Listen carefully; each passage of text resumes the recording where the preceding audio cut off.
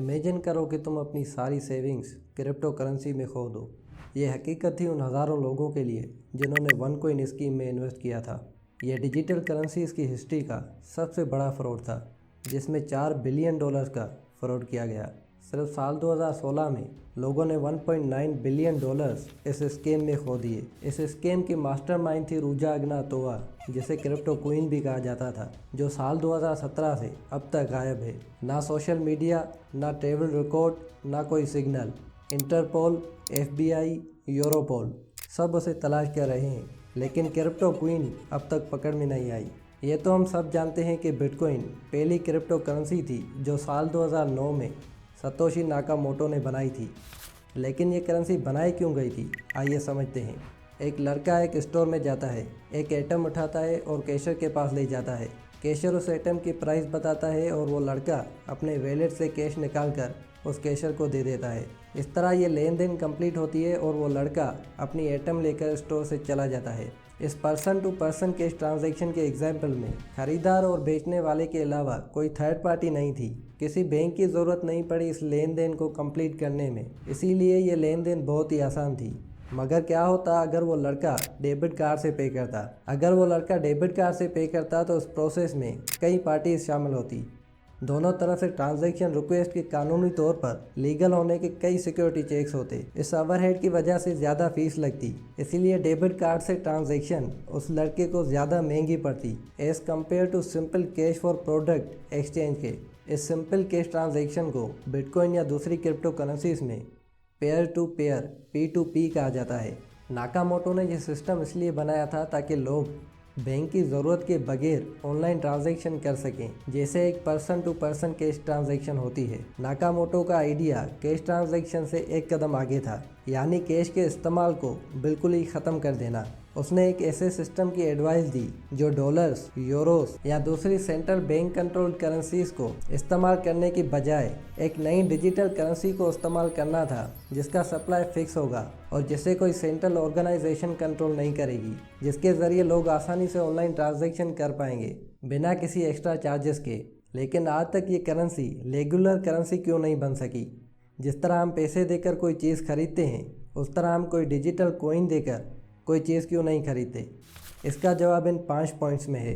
Transactions confirm होने में ज़्यादा वक्त लेती हैं। एक ट्रांजैक्शन को कंप्लीट होने में कम से कम 3 से 4 मिनट लग जाते हैं। ज़ीरो कंफर्मेशन ट्रांजैक्शंस तेज़ी से होती हैं, लेकिन वो डबल स्पेंड हो सकती हैं।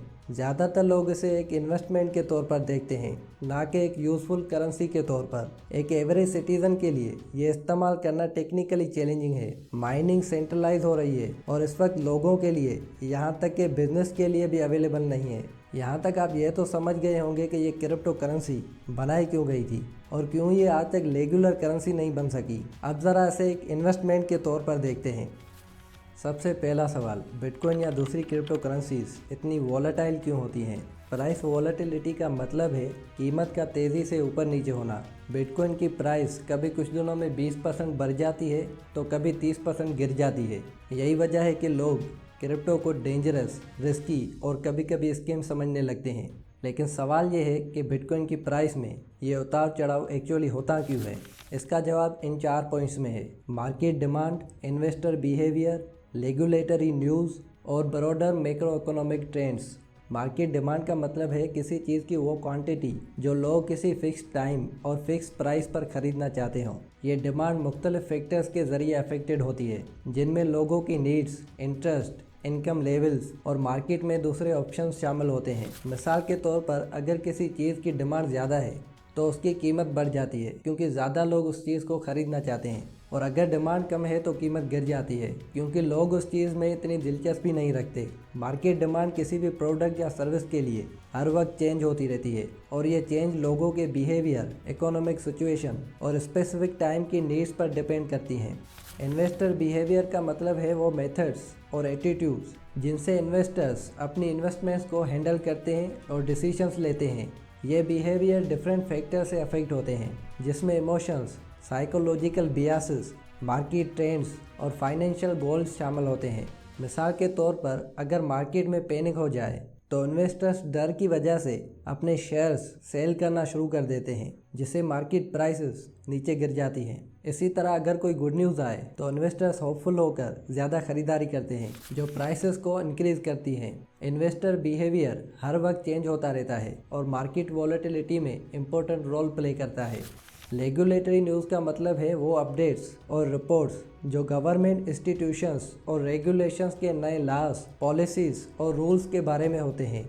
ये अपडेट्स मार्केट और इन्वेस्टर्स के लिए बहुत ही इम्पोर्टेंट होती हैं, क्योंकि ये मार्केट की सिचुएशन को अफेक्ट कर सकती हैं। एग्जाम्पल के तौर पर अगर गवर्नमेंट बिटकॉइन या किसी दूसरी क्रिप्टो करेंसी पर रिस्ट्रिक्शंस लगाने का डिसीजन ले तो ये न्यूज़ इन्वेस्टर्स में टेंशन पैदा करती है और बिटकॉइन की प्राइस गिर जाती है। और अगर कोई न्यू पॉलिसी क्रिप्टो करेंसीज को अप्रूव कर दे या उनके इस्तेमाल को आसान बना दे तो ये बिटकॉइन की प्राइस को इंक्रीज कर देती है। रेगुलेटरी न्यूज़ हमेशा चेंज होती रहती हैं और ये मार्केट ट्रेंड्स और वॉलेटिलिटी पर इम्पोर्टेंट रोल प्ले करती हैं। ब्रॉडर मैक्रो इकोनॉमिक ट्रेंड्स का मतलब वो इम्पोर्टेंट फाइनेंशियल चेंजेस होती हैं जो किसी मुल्क या पूरी दुनिया की इकोनॉमी को अफेक्ट करती हैं। ये चेंजेस डिफरेंट इकोनॉमिक फैक्टर्स की वजह से होती हैं, जिसमें GDP growth, inflation, unemployment, interest rates और इंटरनेशनल ट्रेड शामिल होते हैं। एग्जाम्पल के तौर पर अगर किसी कंट्री की जीडीपी इंक्रीज हो रही हो और अनएम्प्लॉयमेंट लो हो तो ये स्ट्रॉन्ग इकोनॉमी को शो करता है और मार्केट को स्टेबल बना सकता है। लेकिन अगर इन्फ्लेशन हाई हो और अगर इंटरेस्ट रेट्स इंक्रीज हो रहे हो तो ये मार्केट के लिए नेगेटिव सिग्नल होते हैं और इन्वेस्टमेंट को अफेक्ट करते हैं। मैक्रो इकोनॉमिक ट्रेंड्स हमेशा चेंज होते रहते हैं और ये इन्वेस्टर्स के डिसीजंस और मार्केट वॉलेटिलिटी पर मेजर रोल प्ले करते हैं। क्रिप्टो करेंसीज अपनी डिसेंट्रलाइज्ड नेचर की वजह से किसी भी गवर्नमेंट या किसी फिजिकल कमोडिटी से ताल्लुक़ नहीं रखती जिसका इसकी प्राइस सेविंग्स पर कंट्रोल हो। लेकिन सबसे इम्पोर्टेंट बात यह है कि बिटकॉइन की प्राइस का ये उतार चढ़ाव कभी रुकता नहीं है। आज आपको लगता है कि बिटकॉइन की प्राइस रॉकेट की तरह ऊपर जाएगी, लेकिन कल एक छोटी सी न्यूज़ पूरी मार्केट को ज़ीरो कर देती है। क्रिप्टो सिर्फ एक टेक्नोलॉजी नहीं, ये एक साइकोलॉजिकल गेम है। जो लोग ग्रीड, हाइप और जल्दी अमीर बनने के ख्वाब में आते हैं वो अक्सर बाज़ार से जल्दी उड़ा दिए जाते हैं। यही वजह है कि वनकॉइन जैसी स्कीम्स फलती फूलती रहती हैं। लोगों को मिलियनर होने के ख्वाब दिखाए जाते हैं, 10x, 20x, 100x रिटर्न्स। आप कुछ भी ना करें, पैसे बढ़ते रहेंगे। This is the digital revolution. और फिर एक दिन सर्वर्स बंद, कॉइन्स गायब और लोगों की ज़िंदगी भर की कमाई राख।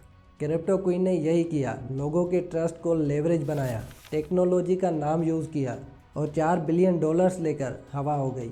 ये सब इसलिए हुआ क्योंकि आदमी का दुश्मन मार्केट नहीं, उसकी अपनी ग्रीड होती है। लेकिन इसका मतलब ये नहीं कि क्रिप्टो करेंसी से स्कैम है या इसका कोई फ्यूचर नहीं। ब्लॉकचेन टेक्नोलॉजी बैंक्स, गवर्नमेंट्स और पूरी डिजिटल वर्ल्ड को बदलने की कैपेसिटी रखती है। क्रिप्टो एक रिवॉल्यूशन हो सकती है, लेकिन सिर्फ उन लोगों के लिए जो दिमाग से गेम खेलते हैं, जो ब्लाइंडली फॉलो नहीं करते, जो हर प्रोजेक्ट का बैकग्राउंड देखते हैं और जो हाइप के पीछे नहीं भागते।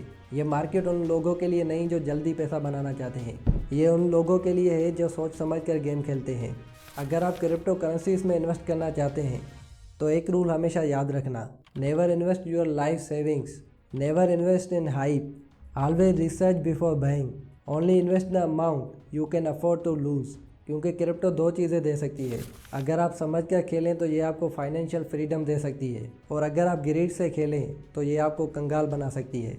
सोच समझ कर नॉलेज के साथ डिसीजंस लो। आज के डिजिटल ज़माने में पैसा बनाना मुश्किल नहीं, बस पैसा बचाना मुश्किल है। और याद रखो कि हर चमकते कॉइन से सोना नहीं बनता, कभी कभी वो सिर्फ एक ट्रैप होता है।